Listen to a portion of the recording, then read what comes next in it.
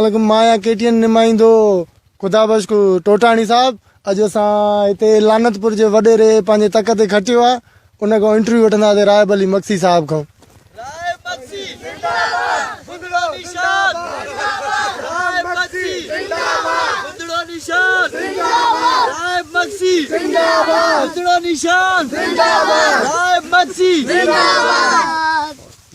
गंज थियो साईं अस्सलाम वालेकुम। मुंहिंजा हमदर्द गंज थियो। अस्सलाम वालेकुम साईं। वालेकुम अस्सलाम। साईं मां केटीएन निमाइंदो खुदा बख्श को टोटाणी थो ॻाल्हायां। मूंखे अफ़सोस आहे त तव्हां हिते लानतपुर जा वॾेरा आहियो। हिन लानतपुर में तव्हां हेतिरा चमाटे जेतिरा थी करे तक ते कीअं तव्हां कामयाबी हासिल कई? असांजे कद ते तव्हां न ॻाल्हायो। तव्हांजो कदु ई एतिरो आहे जो कुझु बि ॻाल्हाइजे त तव्हांजे लाइ ॼण बेइज़ती आहे। बेइज़तनि जी थींदी आहे। असां इज़तदार माण्हू आहियूं। उहो मां तव्हांखे ॾिसी करे सम्झी वियुमि त तव्हां केतिरा इज़त वारा आहियो। माशाअल्लाह ही पंहिंजी क़ौम आहे। हे पंहिंजा चङा मुड़ुस आहिनि, छोकिरा नंढड़ा नौजवान आहिनि। हे जेके आहिनि मुंहिंजा दोस्त आहिनि।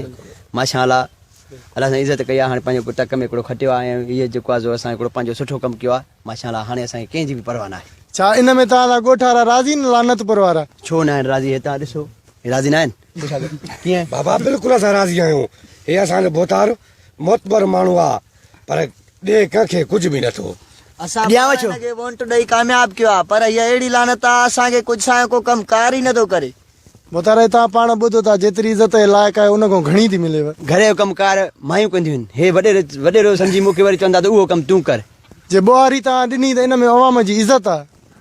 पोइ ॿुहारी हिननि जे घर जी न ॾींदुसि मां ॿाहिरि पट जी ॾींदुसि रोड जी ॾींदुसि। इनशाला मां हिननि खां हिकिड़ो सुठो कमु इनशाला जेको आहे हिकिड़ो हिननि खां मां सुठो कमु कंदुमि ऐं भंगी घुराईंदुमि। ॿाहिरि मुल्क जा भंगी ईंदा जेके हिननि जे घर ॾे ॿुहारी ॾींदा।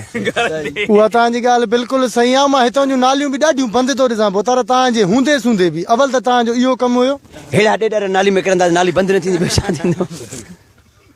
असांजो दोस्त आहे माशाअल्लाह तव्हां ॾिसी रहिया आहियो। हेड़ा शहज़ादा तव्हां हेॾे अचो। छा तव्हां रेस जी कामयाबी में ख़ुशि आहियो? बिल्कुलु असां रेस जी कामयाबी में ख़ुशि आहियूं ऐं जेका रेस सां हर वक़्तु साथ हूंदो। असां चाहींदासीं त रेस न हुजे त सुठी ॻाल्हि आहे। त पोइ हेड़ी लानत खे तव्हां भॼायो छो नथा ॻोठ मां? असां हिनखे रोज़ लानत हणंदा आहियूं। नंढा ॿार बि हणंदासीं लानत हणो रेस हेतिरी इज़त मां तव्हांजी ॾिठी करे मां सम्झी वियुसि त तव्हां छाजे करे कामयाबु थिया आहियो। हेॾी तव्हांजी इज़त आहे माशाअल्लाह। इन इज़त में तव्हां वॾो ख़ुशि आहियो। हक़ीक़त में त तव्हांखे ॿुधणु खपे पर तव्हां वॾो ख़ुशि आहियो। इज़त जी का परवाह कोन्हे का पर पंहिंजे ॻोठ में असां शेर आहियूं। शेर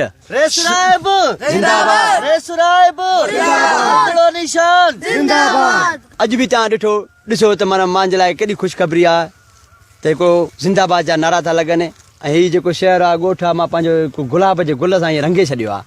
छा रंगियो आहे साईं तव्हां हिन ॻोठ में? ॿियो को रेस आहे न जंहिंखे लानतूं हणो। हे रेस कयो आहे हिन खां सवाइ ॿिए कंहिंखे हणो लानतूं। इहा बि भाऊ जी सुठी ॻाल्हि आहे सुठी सोच आहे। जेको इंसान लानत जे लाइक़ु हुजे हुनखे लानत लॻे। तव्हां भला केटीएन वारा आहियो रेड़ी वारा आहियो वतो था जाते काथे माण्हुनि खां पुछंदा त तव्हांजो छा थियो तव्हांजो छा थियो। तव्हां भला हिन घर जा वारस आहियो छा? असांखे छा आहे जाते बि लानत जी धप पवंदी आहे असां उते हलिया वेंदा आहियूं। अहिड़ियूं लानतूं तव्हांखे ॿनीअ में थियूं मिलनि? ॿियो एकाते थींदियूं आहिनि बसि।